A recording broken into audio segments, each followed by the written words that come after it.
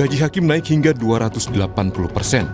Presiden Prabowo Subianto sendiri yang mengumumkan kenaikan gaji hakim untuk meningkatkan kesejahteraan dan menjaga integritas hakim. Tidak bisa disogok, tidak bisa dibeli. Orang miskin, orang kecil hanya bisa berharap kepada hakim-hakim yang adil. Orang yang kuat, orang yang punya uang banyak, dia bisa berbuat. Dia bisa punya tim hukum yang luar biasa. Tapi orang kecil hanya tergantung sama hakim yang adil. Hakim yang tidak bisa disogok. Hakim yang tidak bisa dibeli. Hakim yang cinta keadilan. Hakim yang cinta rakyat. Mahkamah Agung tentu menyambut baik kenaikan gaji hakim. Namun dengan kenaikan gaji, pimpinan MA mengingatkan agar hakim menghindari hedonisme dan gaya hidup mewah. Dengan peningkatan gaji hakim tentunya pimpinan Mahkamah Agung menggarisbawahi dan mengingatkan kepada para hakim seluruh Indonesia untuk menghindari hidup hedon, ya, hidup yang berlebihan, hidup yang bermewah-mewah, ya, kemudian tidak melakukan perbuatan tercela yang dapat mencoreng institusi. Berdasarkan Peraturan Pemerintah Nomor 44 Tahun 2024, gaji hakim paling rendah atau golongan 3 dengan masa kerja 1 tahun berkisar Rp2.785.000 hingga Rp3.154.000. Sementara hakim golongan 3 dengan masa kerja 5 hingga 6 tahun sebesar Rp3.057.000 hingga Rp3.461.000. Keputusan Presiden Prabowo Subianto menaikkan gaji hakim terjadi di tengah sorotan publik terhadap kasus suap yang menjerat sejumlah hakim. Antara lain kasus penanganan perkara ekspor CPO yang menjerat 4 hakim. Kasus korupsi juga menjerat mantan pejabat Mahkamah Agung Zarov Fikar. Saat penggeledahan, penyidik Kejagung menemukan tumpukan uang dalam mata uang asing senilai Rp915 miliar dan 51 kg emas di rumahnya di kawasan Senayan, Jakarta Pusat. Data KPK mencatat dari tahun 2010 hingga 2025 ada 31 hakim yang terjerat kasus korupsi dan ditangani lembaga itu. Peneliti Pukat UGM, Zainur Rohman, menilai kenaikan gaji hakim tidak bisa secara efektif mengurangi perilaku korupsi. Kalau di total take home pay per bulan bisa belasan juta untuk hakim dengan posisi terendah. Untuk hakim agung take home pay-nya adalah ratusan juta. Sekali lagi saya apresiasi, namun demikian ini bukan merupakan obat penawar untuk segala bentuk permasalahan korupsi di Indonesia. Ini tidak akan serta-merta otomatis menghilangkan korupsi. Yang akan direduksi adalah corruption by need, korupsi karena kebutuhan. Tapi sekali lagi lewat pernyataan Presiden, dirinya butuh hakim yang benar-benar tidak bisa digoyahkan, tidak bisa dibeli. Tim Liputan, Kompas TV.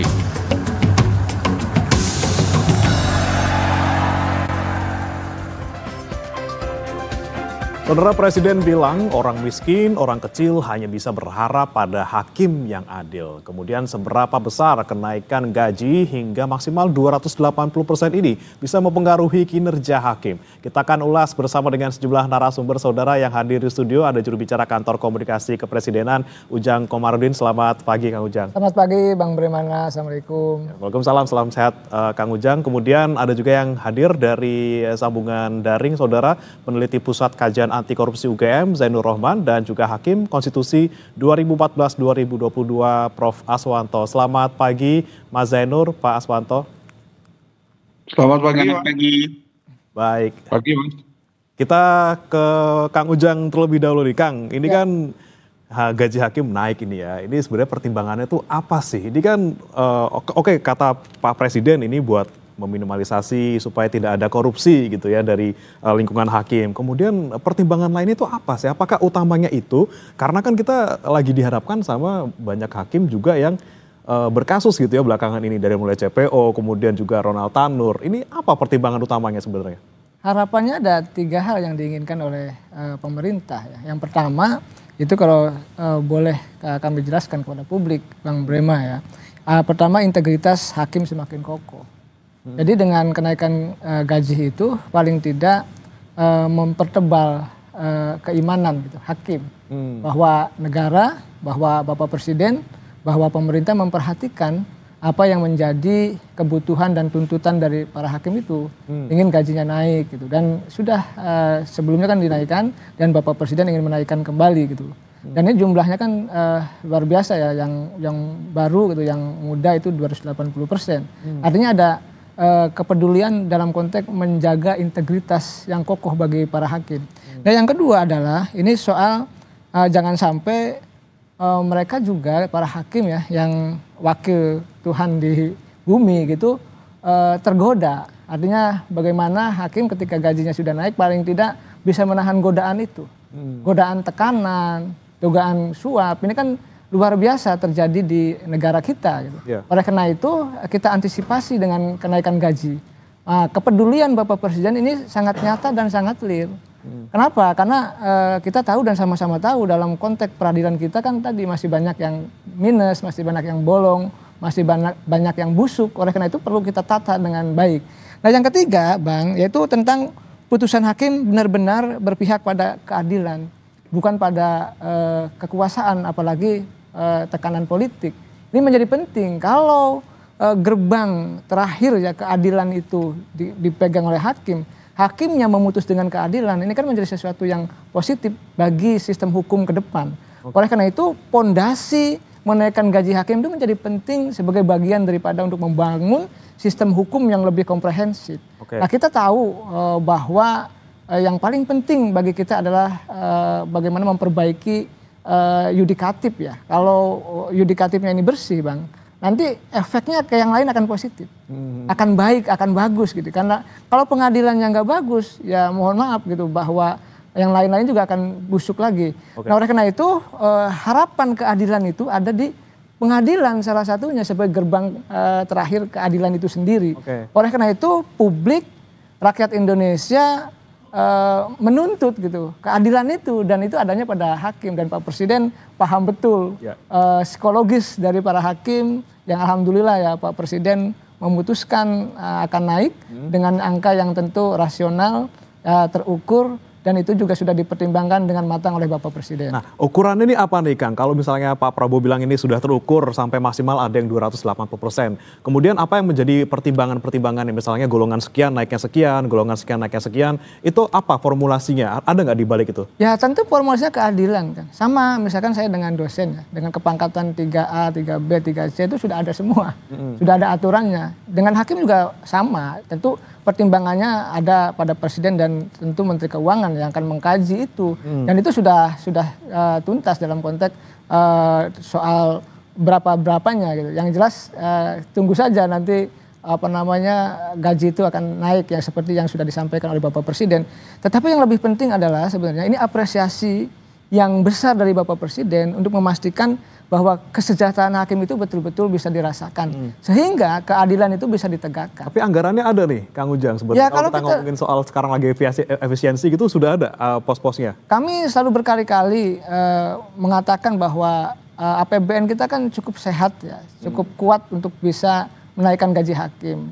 Dan itu Bapak Presiden kan sudah berapa kali tuh Bu Menteri ketemu Pak Presiden, katanya ini naiknya sekian, ya tolong naikkan lagi, tambah gitu kan. Itu kan artinya uangnya ada, APBN-nya juga cukup kuat untuk bisa menaikkan gaji hakim. Dan ini kan menjadi sebuah prestasi dari Bapak Presiden, prestasi dari pemerintah yang berani menaikkan gaji hakim, sehingga betul-betul keadilan bisa dirasakan oleh masyarakat Indonesia.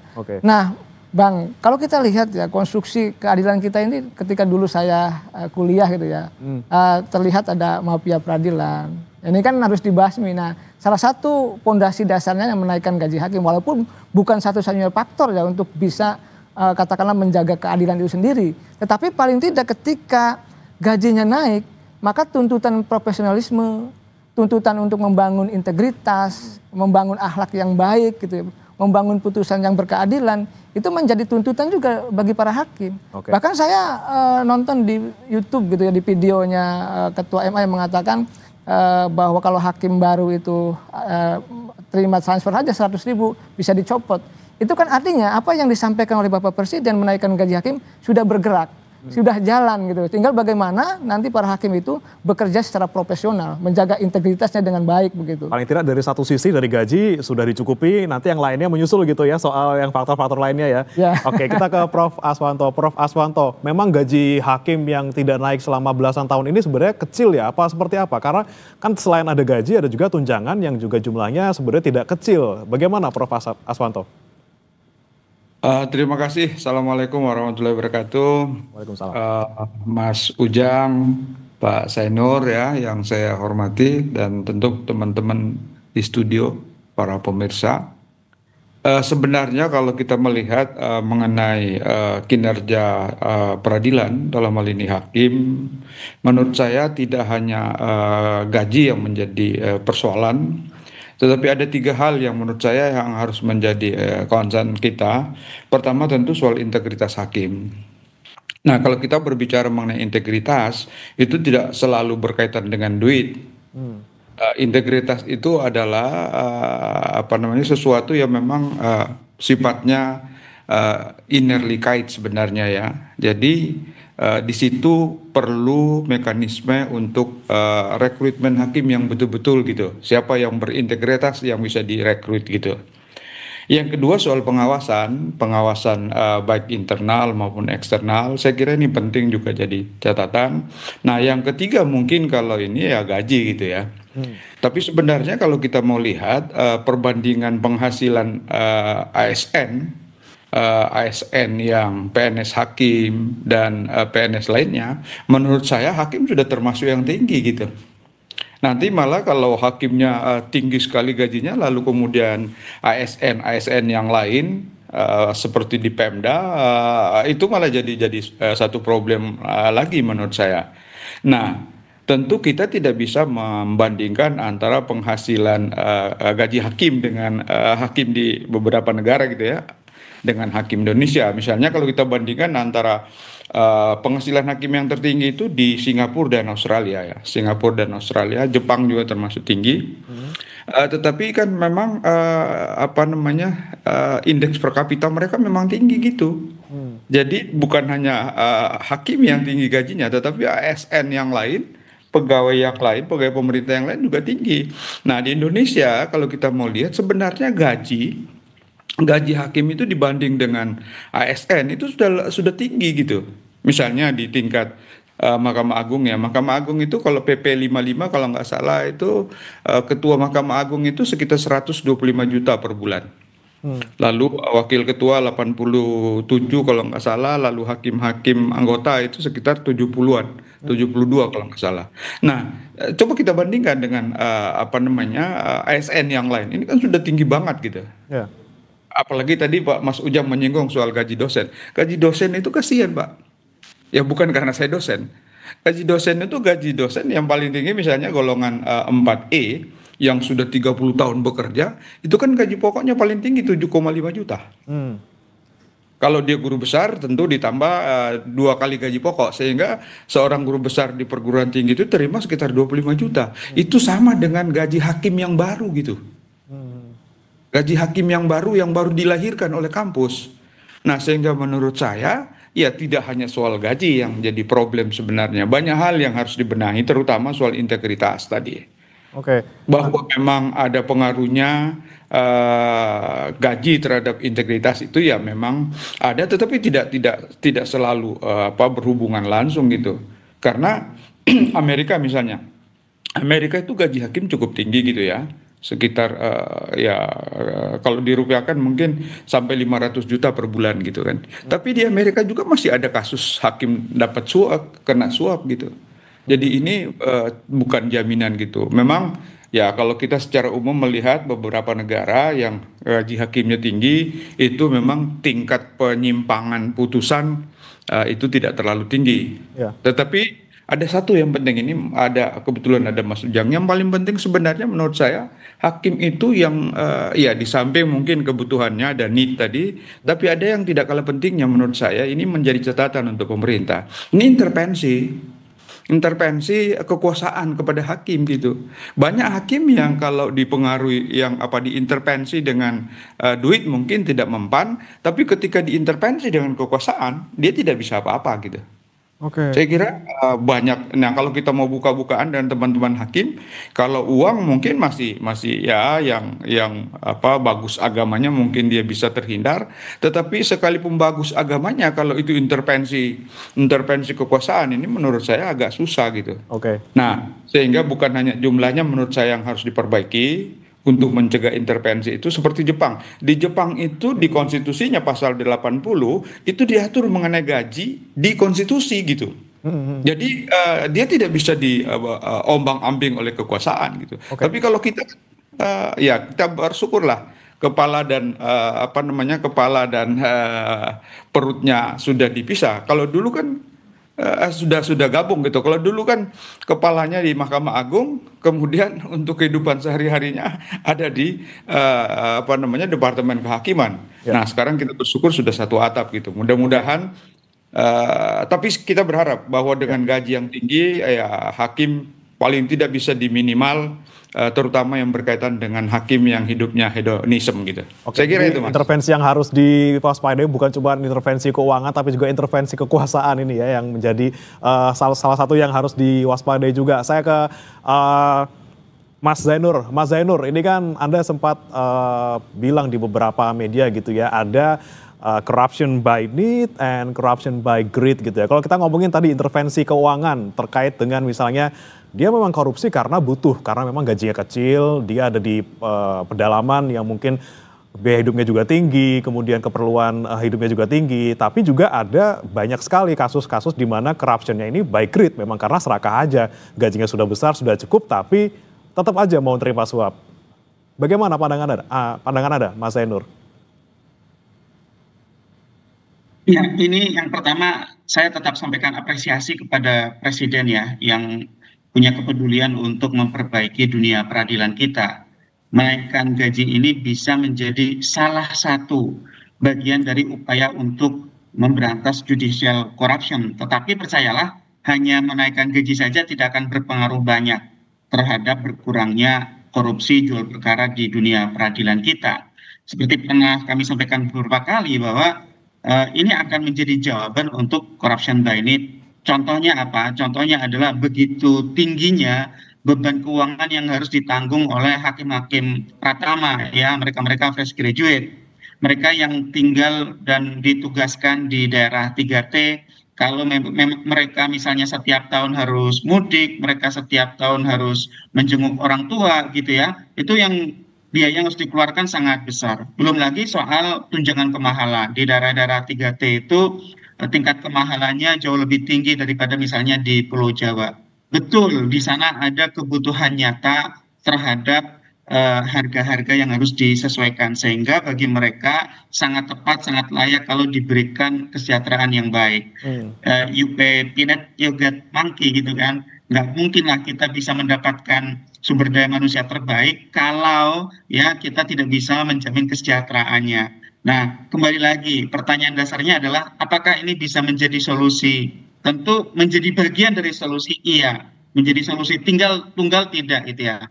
Nah, kalau ini sudah dinaikkan gajinya, maka ekspektasi publik akan naik drastis. Ya, publik merasa bahwa oh kita sudah bayar banyak nih kepada hakim gitu ya. Mereka harus menunjukkan perbaikan, khususnya tidak ada lagi jual beli perkara di dunia peradilan kita. Nah, karena itu kalau nanti ini hanya berkisar hanya soal gaji, tidak diikuti dengan langkah-langkah perbaikan lain, di kemudian hari ini bisa menjadi bumerang, bisa menurunkan tingkat kepercayaan publik kepada dunia peradilan kita. Dan itu bahaya. Kenapa? Karena kalau masyarakat tidak menjunjung tinggi proses hukum, tidak menghormati hakim dan pengadilan, itu masyarakat bisa cenderung misalnya adalah main hakim sendiri, Eigenrichting gitu ya. Main hakim sendiri itu kan timbul karena masyarakat tidak percaya pada proses hukum yang disediakan menggunakan mekanisme peradilan. Nah, oleh karena itu, sekarang perdebatannya harus sudah naik. Bukan lagi soal sepakat atau tidak sepakat. Saya percaya para pakar, pengamat, ahli maupun praktisi itu kebanyakan pasti sepakat dengan kenaikan gaji. Tetapi yang menjadi pertanyaan adalah langkah selanjutnya apa nih? Menaikkan gaji saja tidak akan pernah cukup gitu. Ya. Nah, tadi Prof. Aswanto sudah menjelaskan kalau soal gaji itu oke, kita dukung gitu ya.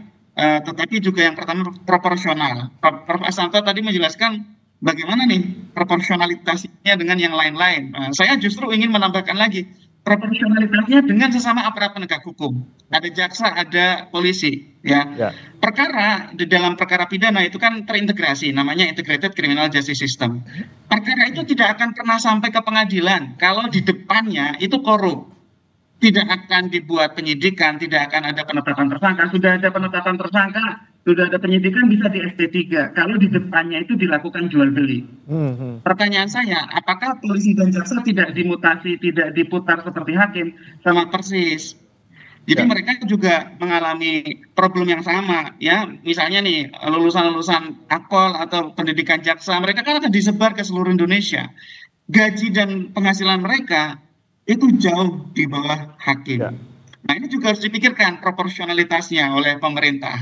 Mereka juga harus disesuaikan juga, dijamin juga tingkat kesejahteraannya. Yang kedua adalah pegawai di internal pengadilan itu sendiri. Kasus-kasus korupsi yang terjadi di dunia pengadilan selalu melibatkan pegawai negeri sipil di pengadilan. Bahkan biasanya mereka menjadi perantara. Cek saja kasus Ronald Tanur. Atau misalnya Zorof Rikar. Zorof Rikar itu bukan hakim, itu PNS karir. Punya uang 1 triliun di bantalnya gitu ya. Bayangkan, sekarang kita tanya, bagaimana kesejahteraan panitera pengganti, jurusita, maupun PNS secara keseluruhan di internal pengadilan. Silakan dicek, mereka penghasilannya kurang lebih sama dengan PNS di luaran, sangat jauh dengan hakim. Nah, maka ini perlu diperbaiki, harus ada proporsionalitas. Kalau tidak, pintu korupsinya, pintu maklar kasusnya tidak akan berubah, tidak akan hilang. Yang ketiga, soal pengawasan. Bagaimana pengawasan yang dilakukan secara internal maupun eksternal? Kita tahu di dalam undang-undang kita, KY posisinya sangat lemah. KY itu sudahlah lemah, juga sumber daya yang diberikan oleh negara sangat terbatas. Idealnya, kalau memang ini menjadi bagian dari upaya untuk membongkar dunia peradilan kita agar lebih baik, ya, harus ada langkah-langkah yang terencana, terpadu, komprehensif untuk reformasi peradilan. Termasuk adalah dengan menguatkan pengawasan eksternal. Ya, KY ini kan di dalam misalnya pengelolaan sumber daya manusia itu kan hanya memberikan, punya kewenangan tentang rekrutmen untuk hakim agung. Kalau mau sekalian saja mulai dari hakim, bukan hakim agung gitu ya, juga melibatkan KY. Yang kedua, KY itu kan untuk penjatuhan sanksi hanya bisa mengusulkan, bukan menjatuhkan sanksi sendiri. Kalau mau agar akuntabilitas dunia peradilan kita naik, ya KY-nya juga diberikan kewenangan dong untuk melakukan investigasi sendiri sampai kemudian menjatuhkan sanksi sendiri. Jadi gitu, menurut saya harusnya ini menjadi momentum yang terencana, tidak berhenti di soal menaikkan gaji saja. Ini banyak sekali pertanyaan dan juga sikap dari Pak Zainur nih. Saya mau langsung tanyakan ke Kang Ujang tadi, semakin tinggi gajinya, ekspektasi semakin tinggi. Langkah selanjutnya apa? Kemudian bagaimana dengan penegak hukum lainnya yang tidak hanya hakim, ada polisi, jaksa, ada lapas, ada advokat juga. Ini bagaimana kemudian tidak hanya hakim yang kita fokuskan di sini, tapi juga penegak hukum lain supaya ya itu tadi meminimalisasi korupsi, tapi tidak hanya di satu pihak saja. Gimana Kang Ujang jawabannya? Ya, pertama pembenahan di internal penting dilakukan. Tadi saya menambahkan saja ada pengawasan dan lain-lain. Ya, kami perlu juga misalkan ada merit system di situ. Bagaimana rotasi hakim, bagaimana posisi-posisi itu dilakukan berdasarkan kepada keadilan di internal, itu juga menjadi penting. Karena kalau merit sistemnya tidak dibangun juga tidak akan bisa hakim itu menegakkan keadilan. Saya menambahkan saja yang disampaikan oleh beliau-beliau gitu. Lalu kalau kita bicara soal integrasi ya, penegakan hukum bersama dengan penegak hukum yang lain ya, hakim dengan kepolisian dengan kejaksaan. Kan Pak Presiden itu sering berpidato bahwa saya sudah lama jadi orang Indonesia. Sering mengatakan seperti itu. Artinya permasalahan bangsa itu Pak Presiden sudah paham betul. 4 kali maju ya menjadi calon kontestan ya. Waktu itu cawapres dan capres gitu. Itu sudah paham betul seluk-beluk permasalahan Indonesia dari A sampai Z. Dari bawah sampai atas, kanan kiri gitu ya. Paham betul. Termasuk dalam konteks peradilan, termasuk dalam konteks penegakan hukum. Nah, kalau kita perhatikan pidato-pidato Pak Presiden itu paling fokus adalah pemberantasan korupsi. Dari mulai kampanye ketika dilantik 20 Oktober hingga saat ini itu selalu mengatakan itu pemberantasan korupsi. Oleh karena itu kalau membangun sistem hukum yang baik ya harus terintegrasi. Hakimnya, pengadilannya tidak korup, polisinya juga tidak korup, jaksanya juga sama. Kalau kita menilai ya pengaduan-pengaduan masyarakat ya yang ada pada kami gitu, kami juga dulu waktu di akademisi gitu melihat dan menilai meneliti gitu, itu kan terjadi problem tadi ada mafia pengadilan di situ dan itu melibatkan dari banyak penegak hukum yang lain. Dan mereka pada curhat, mereka ada beberapa orang yang saya dulu ke lapas gitu ya, ke penjara, mereka curhat, Kang kami ini diperas oleh ini, oleh oknum loh ya, oleh oknum ini main, semua main. Oleh karena itu sudah waktunya, sudah saatnya tadi kami pemerintah, Pak Presiden ingin membenahi korupsi gitu ya, memberesi korupsi termasuk memberesi penegak hukum. Oleh karena itu ini harus bergerak bersama-sama, ini momentum bersama gitu untuk memperbaiki bangsa. Oleh karena itu perlu diawasi oleh seluruh komponen bangsa. Nah ini akan menjadi gerakan yang baik. Nah tadi apa yang disampaikan oleh Bapak Presiden naik gaji gitu ya 280% bagi katakanlah hakim muda ya. Itu juga kan sudah langsung disambut baik dan positif oleh Mahkamah Agung. Apa ya tadi kalau ada transfer saja gitu 100.000 akan dicopot. Itu kan gerakannya jalan gitu. Oleh karena itu ini harus dilakukan juga di kepolisian dan di kejaksaan gitu, termasuk di KPK. Nah berarti kalau kayak gitu yang dari polisi, kemudian KPK, kemudian jaksa ini juga dinaikin gajinya juga nih kira-kira Mas? Soal kita lihat nanti ya, kalau sudah proporsional sudah cukup ya tidak. Nah oleh karena itu yang penting bagaimana memastikan kinerja kejaksaan itu makin kita dorong, makin kuat. Dan kita lihat sudah terungkap kasus-kasus besar. Nah bagaimana sekarang menaikkan kinerja kepolisian agar betul-betul kepolisian itu dicintai oleh masyarakat. Apakah nanti gajinya sudah cukup kalau atau ada masalah lain nanti akan kita lihat, akan kita bahas Kang Ujang ya? Kita panjang ceritanya. Yang pasti yang jelas saat ini adalah negara membutuhkan pengadilan yang bersih, membutuhkan polisi yang bersih, membutuhkan kejaksaan yang bersih. Ini yang kita harapkan bersama-sama, itu tuntutan rakyat harus kita bangun dan harus kita kuatkan bersama-sama. Oke baik, kita akan bahas kembali saudara, tetap bersama kami di Sapa Indonesia Pagi setelah satu ini.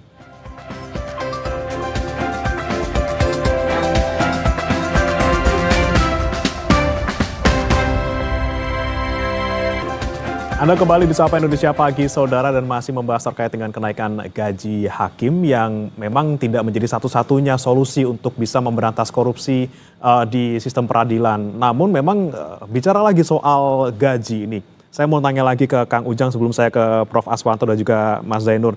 Ini sebenarnya kalau kenaikan gaji ini kan sebenarnya kan merata ke semua hakim di Indonesia, walaupun angkanya berbeda-beda nih, Kang Ujang. Apakah tidak ada pertimbangan misalnya kita akan naikkan gaji ke orang-orang yang memang punya kinerja bagus saja, yang kualitasnya bagus saja. Ini kan merata semuanya, ada yang kinerjanya blee dalam tanda kutip, ada yang kinerjanya bagus gitu kan. Nah ini apakah tidak ada pertimbangan di balik itu semua ketika kita menaikkan gaji berdasarkan kinerja seperti itu? Ya pertimbangan keadilan berdasarkan fungsi dan kewenangan yang dimiliki oleh para hakim. Berdasarkan golongan itu? Masuk golongannya, jabatannya kan itu. Dan itu kan keadilan yang memang umum merata ya dalam konteks di semua profesi apapun. Tadi saya menjelaskan gitu, saya dosen ya gajinya sesuai dengan jabatan saya, sesuai dengan profesi saya, sesuai dengan kepangkatan saya. Itu menjadi penting. Di hakim juga sama. Oleh karena itu ini kan keadilan yang ingin dibangun oleh Bapak Presiden. Jadi semuanya sesuai dengan kepangkatan dan golongannya. Gitu. Itu menjadi sesuatu yang pas, yang cocok, yang objektif, yang rasional, yang bisa dilakukan oleh negara kepada para hakim. Dan bagaimana sambutannya luar biasa kan. Artinya ini kan betul-betul kebijakan Bapak Presiden yang mendapatkan apresiasi dari semua komponen bangsa. Dari tadi semua ya, dari Pak Prof, dari Bang Zainur, dari semua pengamat, itu banyak. Artinya ini langkah awal yang tepat, yang baik, yang berkeadilan, memastikan bahwa gajinya itu sesuai dengan tadi ya kepangkatan dan golongan yang disandang oleh para hakim itu. Dan itu menjadi positif dan baik. Karena kalau nanti yang buruk dan lain sebagainya nanti ada ukuran yang lain lah. Itu kan ada penilaian internal di MA sendiri ya. Nah, saya perlu tambahkan ya, ke depan itu bagaimana juga perlu memperkuat komisi yudisial gitu. Kemarin kami bertemu dengan salah satu komisi yudisial, bagaimana hakim-hakim itu kan bisa diawasi juga, bukan hanya oleh Republik, tapi bagaimana KAY juga berperan gitu untuk karena banyak laporan, ribuan laporan itu ke KAY. Nah ini kan harus ditindaklanjuti ya dalam konteks rekomendasi-rekomendasi yang baik. Nah kembali kepada soal gaji itu, itulah yang bisa diberikan oleh negara dalam konteks keadilan ya, memberikan gaji yang sangat layak, yang sangat pantas untuk kesejahteraan para hakim demi keadilan di Republik ini. Paling tidak dasarnya dulu sudah adil, kemudian nanti perkara kinerjanya baik atau buruk nanti urusan internal di MA. Ya gitu nanti kan ada sanksi dong. Oke, ada sanksi, ada reward, ada punishment juga. Tentu. Oke, baik. Saya ke Prof. Aswanto lagi, Pak. Prof. Aswanto, kalau Anda melihat selama ini kinerja internal kita, pengawasan internal di Badan Pengawas MA ketika menyoroti kinerja para hakim-hakimnya ini, apakah sudah prima atau seperti apa? Prof. Aswanto? Sebenarnya kalau kita lihat pengawasan internal Mahkamah Agung itu menurut saya agak lemah.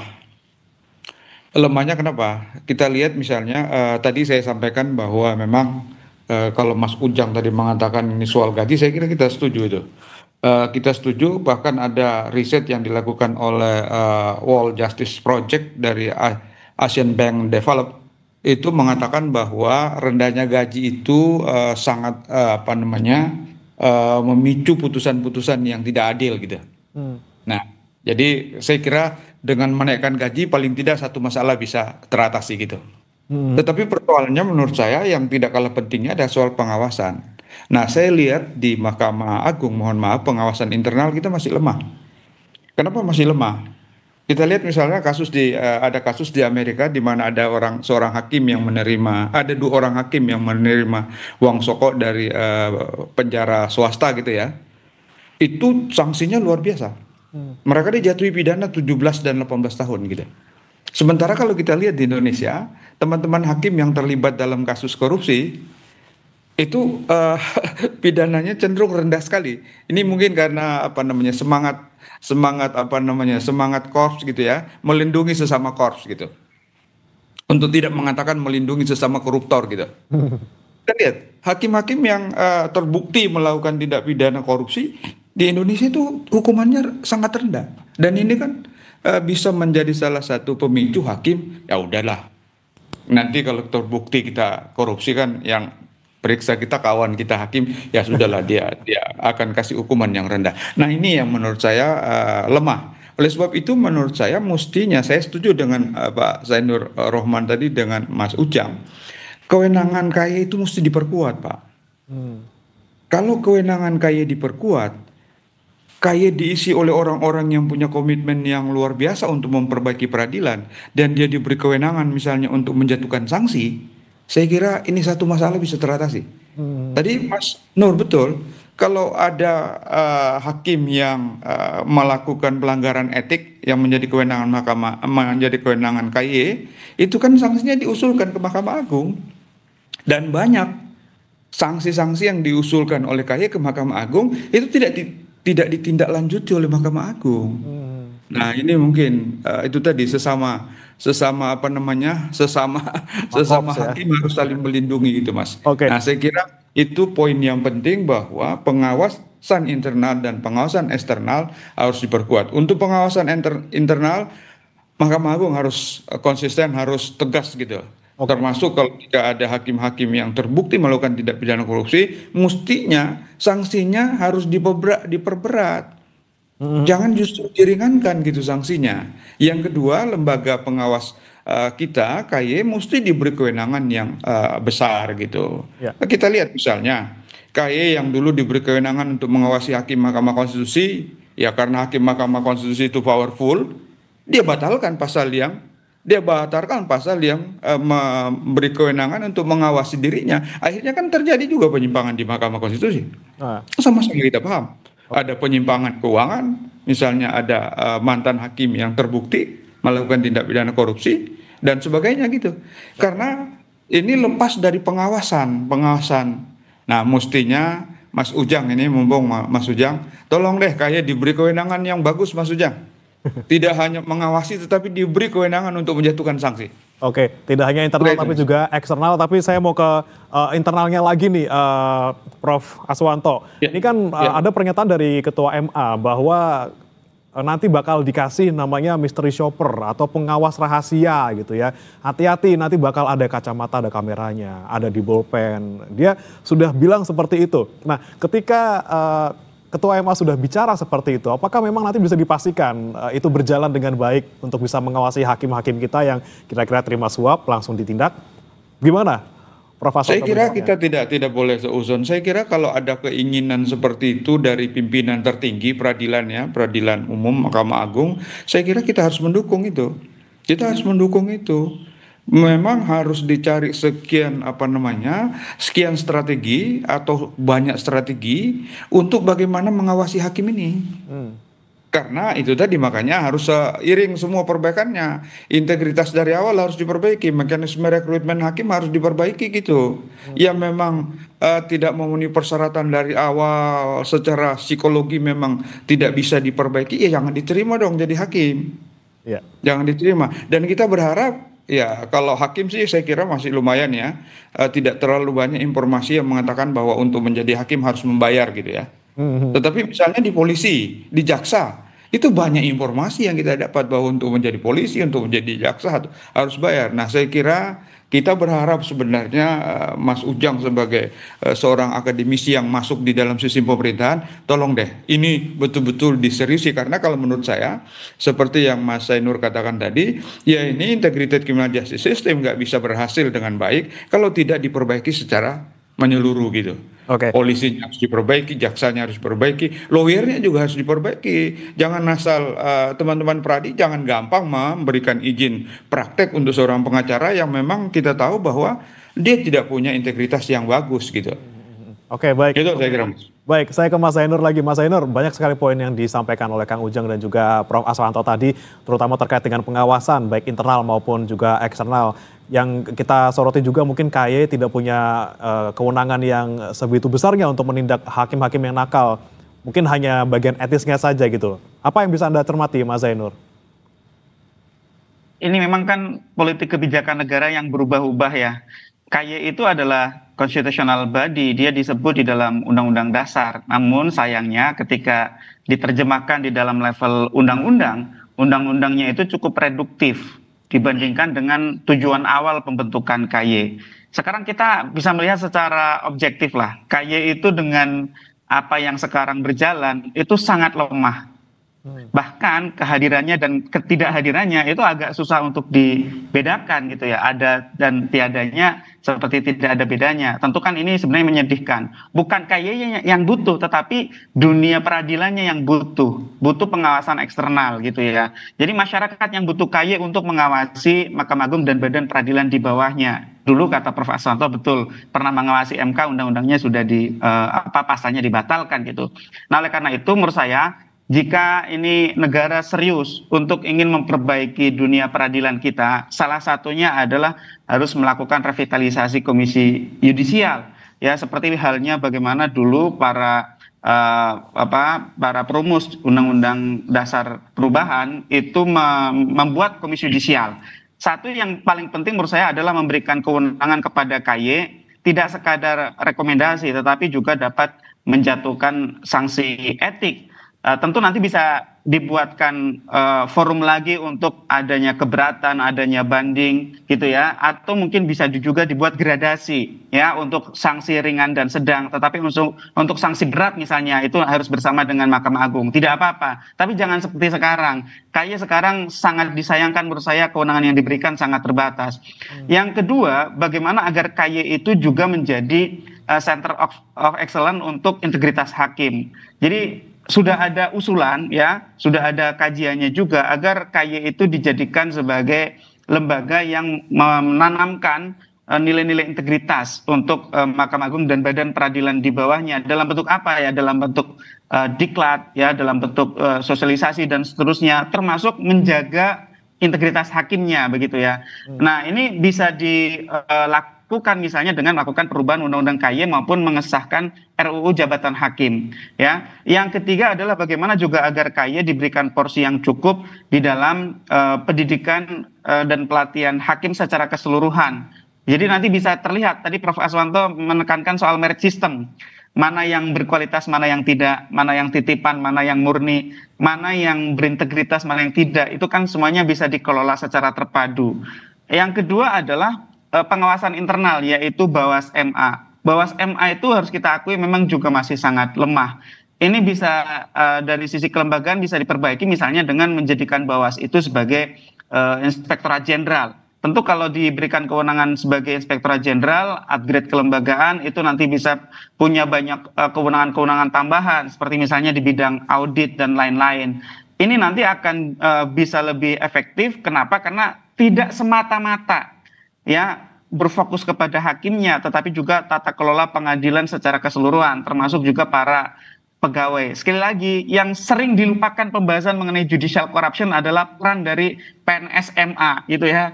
Itu mereka sebagai pintu masuk, orang menyuap itu dari sana rata-rata. Itu kalau lihat kasus silakan dilihat saja kasusnya gitu ya. Kami tadi sudah sampaikan Zarofikar itu bukan hakim. Dia adalah PNS karir, jabatan tertingginya adalah Kabalitbang Diklat Kumdil di Mahkamah Agung. Bagaimana mungkin ya sebuah perkara itu sampai kepada meja hakim dengan diatur tanpa ada perantara. Nah, siapa perantaranya? Mereka-mereka ini para PNS di pengadilan, termasuk panitera pengganti atau bahkan lewat jurusita atau lewat sekretaris pengadilan dan lain-lain. Sehingga kalau Bawasnya diubah menjadi inspektorat, itu nanti akan menjadi lebih terpadu, akan sumber dayanya akan semakin menjadi lebih besar, kewenangannya akan juga menjadi di-upgrade gitu ya, sehingga itu akan membaik. Yang terakhir dari saya sih menurut saya yang paling penting adalah bagaimana untuk memperbaiki kulturalnya, Mas. Oke. Kultural di MA ini kan sudah berlangsung puluhan tahun ya, harus diakui ada kebiasaan gift-giving ya, memberi dan menerima pemberian yang tidak boleh gitu ya, gratifikasi gitu ya. Nah, ini harus diubah gitu ya. Nah, tentu perubahan itu tidak bisa lahir tanpa adanya faktor pendorong. Nah, faktor pendorong menurut saya salah satunya kalau tadi pimpinan MA sudah menyampaikan seperti itu adalah dengan memberikan tugas dan tanggung jawab yang besar kepada para pimpinan di masing-masing satuan kerja.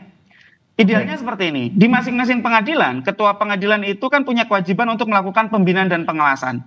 Kalau ada anggotanya di OTT KPK, Kejaksaan atau Kepolisian, ketuanya harus dicopot. Ya, ketua pengadilannya harus dicopot. Kenapa? Karena gagal melakukan pembinaan dan pengawasan. Kecuali ya OTT tersebut, pengungkapan kasus tersebut justru adalah hasil buah dari pengawasan oleh ketua gitu. Ya. Nah, ini harus secara berjenjang di masing-masing lingkungan pengadilan begitu ya, di PN, di PT, di MA, termasuk juga di PA, PTA, di MA gitu ya, termasuk di militer dan tata usaha negara. Nah, pertanyaannya adalah bagaimana kalau yang korupsi itu terkena OTT Hakim Agung? Siapa atasan atau pemimpinnya gitu ya? Ya, Ketua Mahkamah Agung ini harus mengundurkan diri sebagai bentuk tanggung jawab kegagalan untuk menjaga lembaganya tetap bersih. Nah, ini butuh keberanian-keberanian sekali lagi, butuh upaya yang terencana dari eksternal, yaitu pemerintah juga gitu ya, karena undang-undang KY tidak akan bisa berubah tanpa pemerintahnya setuju gitu ya, dan DPR juga dari internal Mahkamah Agung juga dengan lembaga eksternal. Butuh keberanian dari pemerintah nih. Saya mau nanya langsung ke Kang Ujang terakhir ya sebelum kita tutup dialognya. Tadi ada usulan Bawas dijadikan inspektorat ya di MA, kemudian KY diperkuat kewenangannya seperti itu. Juga culturalnya juga harus diperbaiki. Siapa yang salah di sana, kepalanya harus dicopot. Gimana Kang Ujang, siap nggak nih kira-kira pemerintah? Secara umum Pak Presiden kan sangat berani dari dalam konteks menata sistem hukum Indonesia termasuk pemberantasan korupsi. Dan Pak Presiden di depan dalam konteks itu. Oleh karena itu ada keberanian dari pemimpin tertinggi di lembaganya. Ya ketua MA-nya harus berani gitu loh. Kepala kepolisiannya juga harus berani, Kapolrinya. Termasuk Kejaksaan Agungnya juga harus berani, kan itu. Jadi kalau negara dalam konteks ini disimbolkan oleh Bapak Presiden gitu, sudah berani, maka yang di kepala lembaganya itu harus berani juga dalam konteks penegakan hukum. Ini kita perbaiki bangsa bersama-sama kok. Ini momentumnya. Kita awali dari kepemimpinan Bapak Prabowo. Kita mulai, insya Allah mudah-mudahan kita bisa realisasikan bersama-sama. Oke. Begitu Bang. Kita nantikan Kang Ujang ya dari pemerintah di samping ataupun setelah menaikkan gaji hakim, kita lihat bagaimana komitmen Pak Prabowo nanti bisa menegakkan hukum di Indonesia agar orang-orang yang menjadi penegak hukum yang seharusnya menjadi orang yang menjadi wakil Tuhan di muka bumi juga tentunya menjadi bersih, bebas dari korupsi. Kita nantikan bersama-sama. Terima kasih Kang Ujang Komarudin sudah bergabung bersama kami dan juga Prof. Aswanto, Mas Zainur sudah bergabung bersama kami di Sapa Indonesia Pagi. Selamat pagi, salam sehat. Saudara, jangan beranjak, kami